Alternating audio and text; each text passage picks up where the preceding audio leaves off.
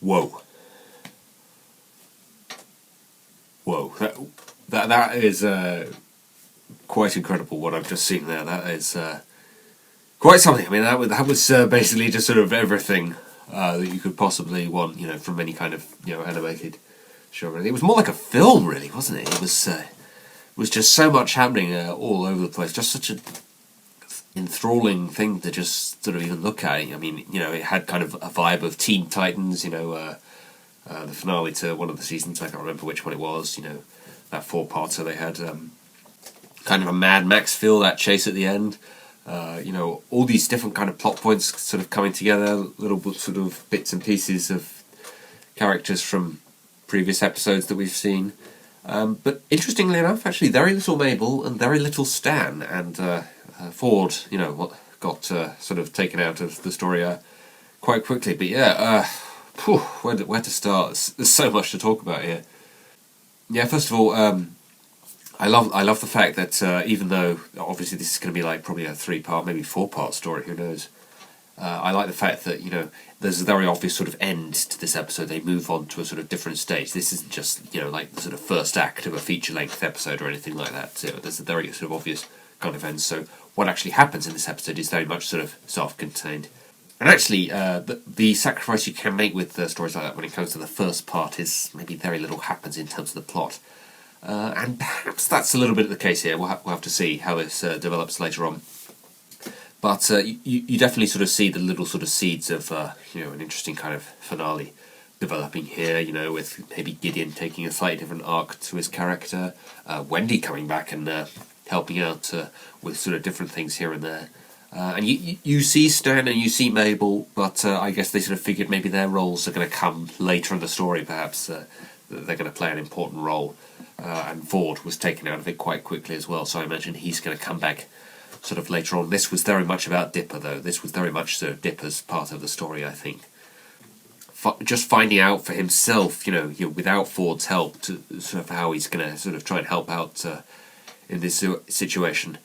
And Brendan Blandon actually looks like he might be an insignificant kind of role in this, because he obviously is sort of an onlooker of this, and he's the one survivor of that Time Force Squadron, or whatever it calls. I forget what they're called and everything. He's the one guy who survives, so perhaps he's going to use his time-travelling tape measure thing to try and fix things in some way. I hope it's not going to be just a simple case of I wish this had never happened, or I'm going to make it so that this never happened, or anything, something like that. That would be kind of lame.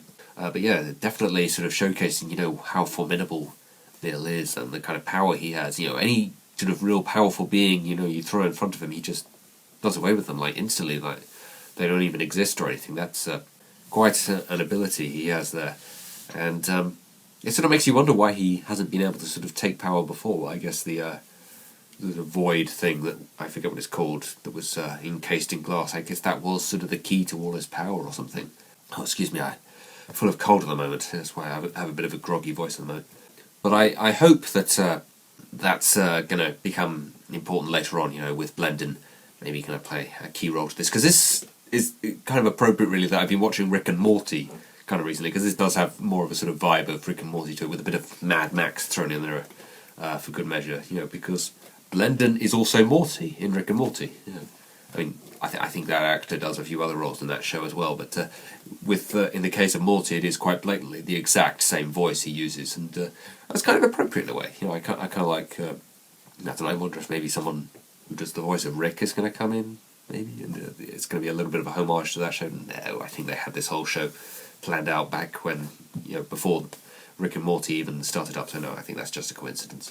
Incredible visuals, considering that this is a kids' show, particularly with Pacifica's father, and the way all the bits of his face is sort of kind of switched around, and even like one of the first images in the episode with Bill gaining physical form, which actually looks fairly similar to his other form, really. It's just all the organs and the muscle tissue and everything sort of comes forward and reforms him in that sort of physical form.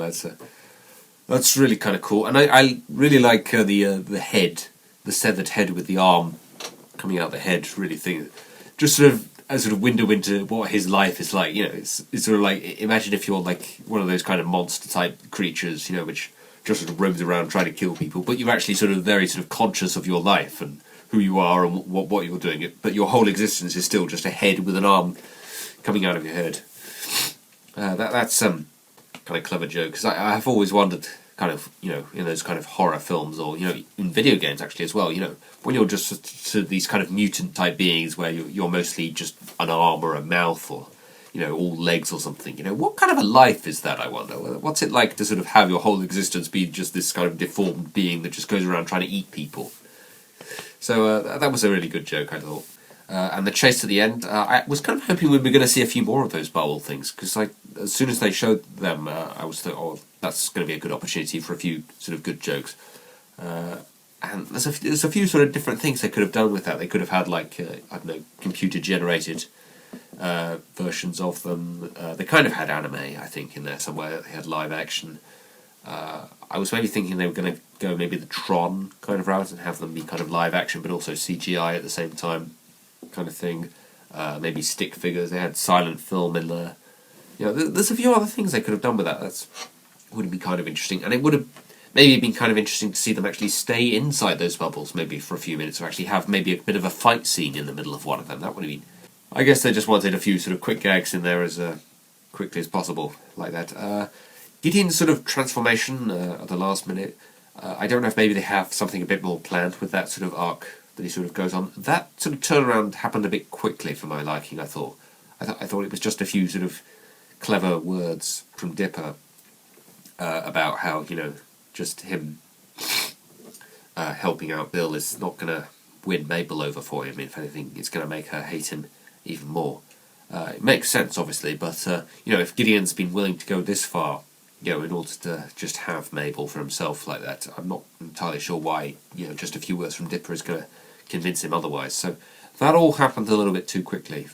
Wendy obviously, comes back as a sort of badass kind of figure for the first time in a while, and I've really missed her. I really wanted to see a bit more from her, and a bit more sort of bringing the sort of situation into her own, and being maybe one of the few people that have actually managed to avoid being conquered by Bill and have actually managed to get away and everything.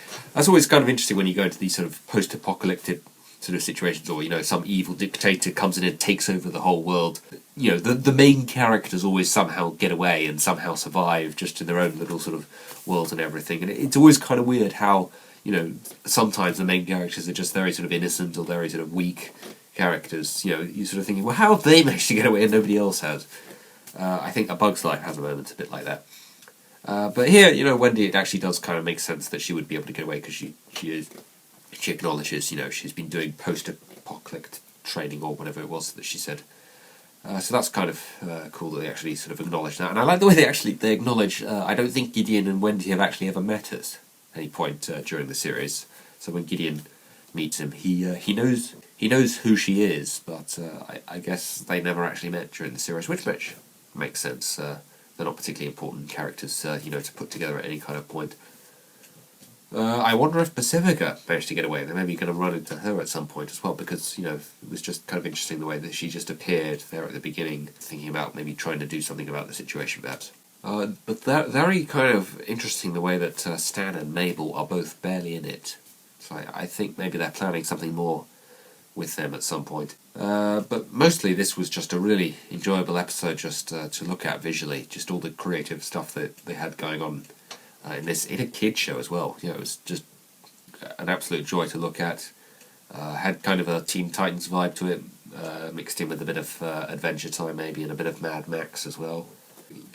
Spectacle visually. Not so many interesting lines and everything this time, but this is kind of just the building, and up until the climax, it just gets you more and more excited with everything that is going on now.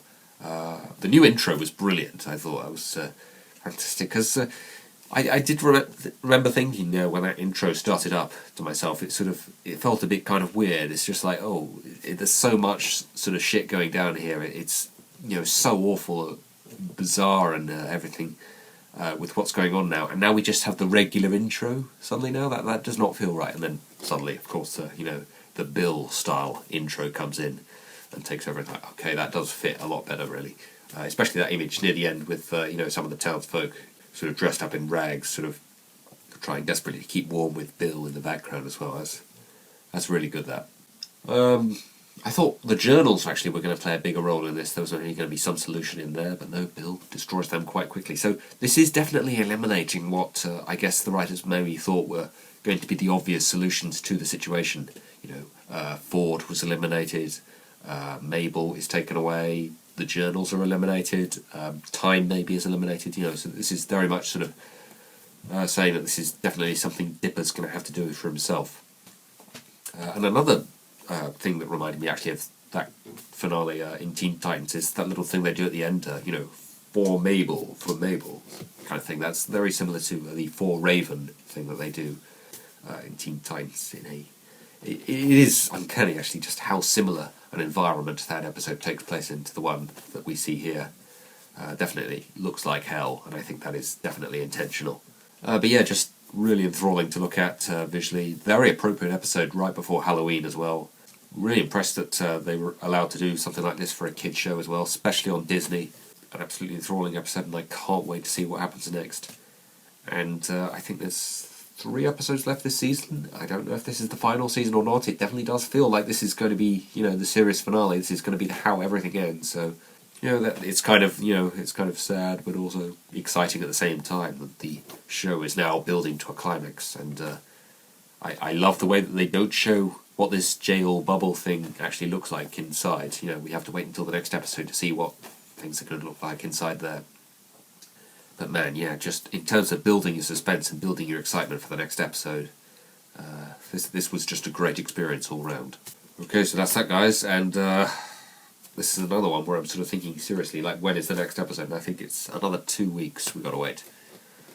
God. But I suppose it's better than what we had to wait for, that reveal of Uncle Ford, a few months ago. But anyway, that's that, guys. I apologise for my groggy voice. I'm full of cold at the moment. But I will see you again in a few weeks for part 2 of what I assume is going to be 4 parts to perhaps a series finale. See ya.